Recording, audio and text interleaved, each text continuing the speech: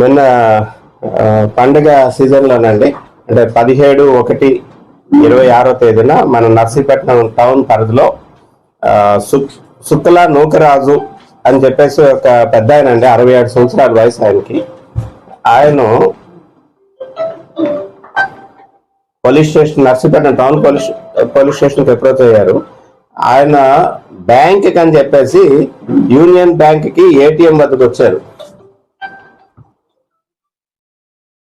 Union bank DBR shopping mall దగ్గర ఉన్న Andhra bank, పాత Andhra bank, present union bank, ఆ ఏటీఎం దగ్గరకు వెళ్ళి క్యాష్ తీయడానికి అని చెప్పి ట్రై చేస్తుంటే ఒక అన్నోన్ పర్సన్ వచ్చి ఆయన దగ్గరికి నేను హెల్ప్ చేస్తాను అని చెప్పేసి ఆయన దగ్గర కార్డు తీసుకున్నాడు. కార్డు తీసుకొని ఏటీఎం లో ఇన్సర్ట్ చేసి ఈయన దగ్గర నుంచి పిన్ నెంబర్ అడిగారు అనమాట. పిన్ నెంబర్ అడిగితే ఆ పిన్ ఆయన నెంబర్ చెప్పిన తర్వాత 2-3 సార్లు ట్రై చేశాడు. ట్రై చేస్తే అది రాలేదు. అయితే బ్యాంక్ లో ప్రాబ్లం ఉన్నట్టుందండి, మీరు ఇప్పుడు అయ్యేటట్లేదు, తర్వాత తీసుకురండి అని చెప్పేసి ఆయన వెనక పంపించేశాడు అనమాట. ఆయన కార్డు ఇచ్చి పంపించేశాడు. తర్వాత ఒక 3-4 డేస్ తర్వాత ఈయన మళ్ళీ వెళ్ళి బ్యాంక్కి వెళ్ళి చూసుకునేసరికి ఏటీఎం పనిచేస్తుంది. వెళ్ళి చూసుకునేసరికి ఈయన తాలూకా అమౌంట్ ఏదైతే ఉందో ఆ అమౌంట్ తక్కువ వచ్చింది అన్నమాట.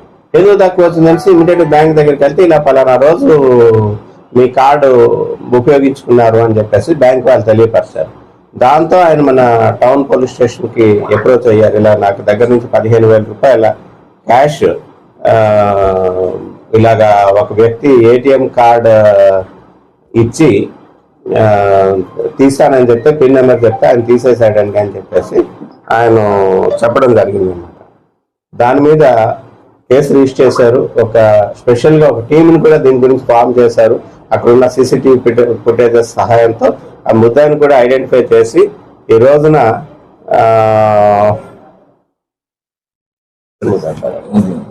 ముద్దాయి పేరు మువ్వా వీరయ్య చౌదరి, సన్నా హరిబాబు, వయసు 43 సంవత్సరాలు, వీరన్నపాలెం గ్రామం, పరచూరి మండలం, ప్రకాశం జిల్లా.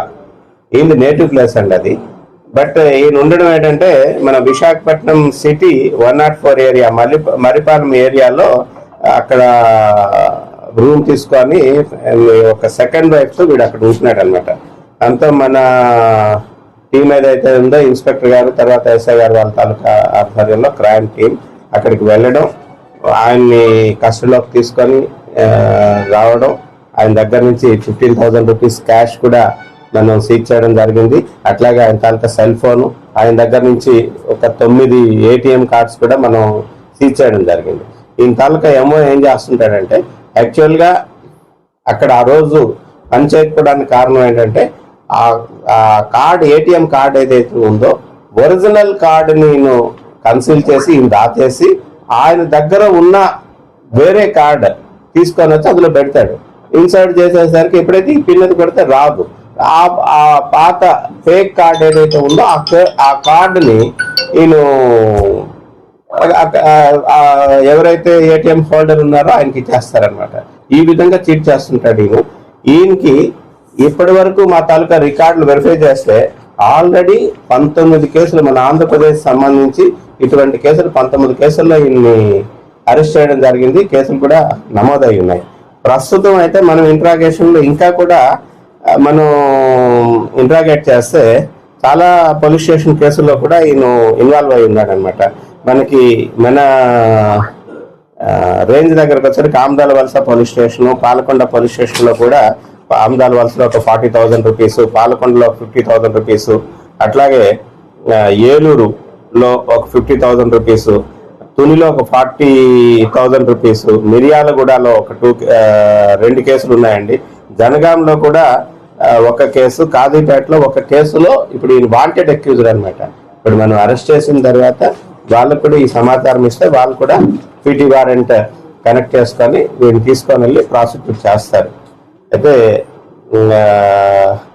అందరికీ కూడా విజ్ఞప్తి ఏంటంటే, ఎవరైనా సరే వెళ్ళేటప్పుడు అక్కడ మనం ప్రతిసారి కూడా అందరికీ కూడా అవేర్నెస్ మీటింగ్లో వాటిలో చెప్తున్నాము, మన కార్డు ఎవరికి ఇచ్చి వాళ్ళ సహాయంతో తీయకూడదు, మన తాలూకా పిన్ నెంబర్ కూడా చెప్పకూడదు అని చెప్పేసి పదే చెప్తున్నాము.